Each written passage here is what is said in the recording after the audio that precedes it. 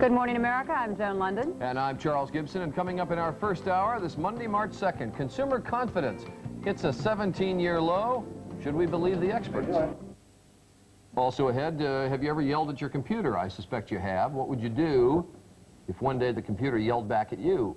Bit of an exaggeration, perhaps, but this morning you're going to get a look, first look, really, at a computer that actually responds to the human voice and can talk back.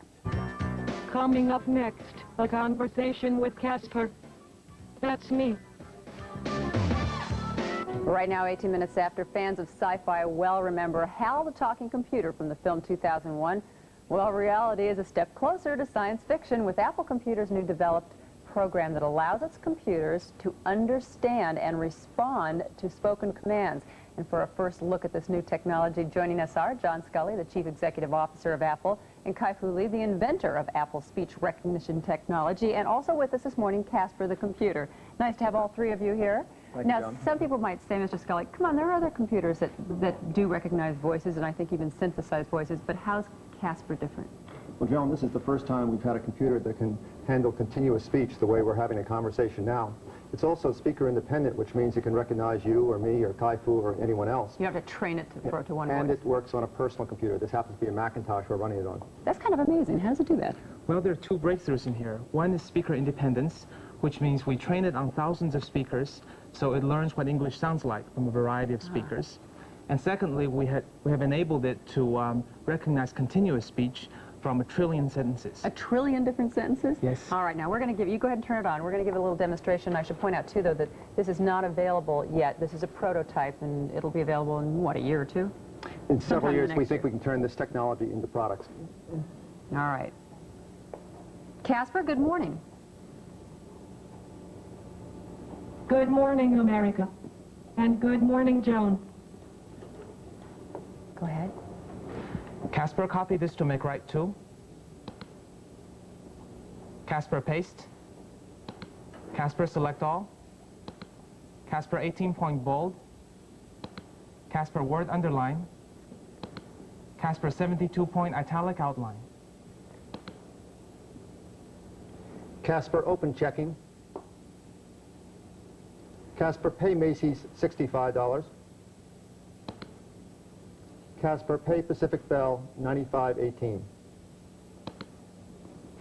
Casper, program my VCR. Casper, record channel 5 from 5 p.m. to 7 p.m. tonight.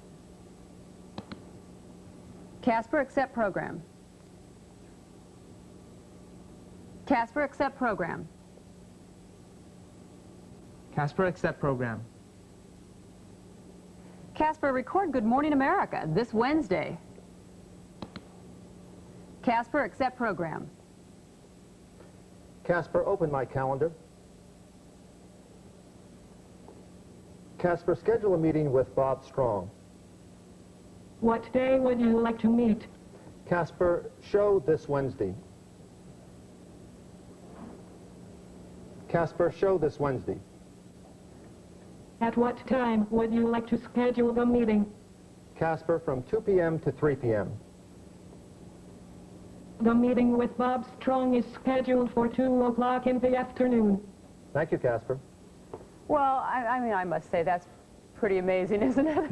Okay, this is interesting because we're calling it a talking computer, but what I think is so fascinating is that it's actually a listening computer. Is that kind of fair to say? Well, that's true, Joan, and I think when you realize that only about 25% of the people use computers all the time, this will open up, when it becomes a product, the opportunity for many people to be able to carry a computer around in their pocket or use it on a personal computer to do things that they would do in their normal life. Because instead of being intimidating, it's almost going to be like a friend, right? Well, it's a whole new metaphor for computing, which is a conversational metaphor. Is it also an all-new software? Is it going to be like a software that's going to adapt to other computers, or something totally built into a computer? Well, this is running... What day would you like to meet? Oh. He interrupted you, and you're out of time, so people are just going to have to find that out when they go to buy it. Really interesting. Thank you. One heck of an invention. Thank you. We'll be back.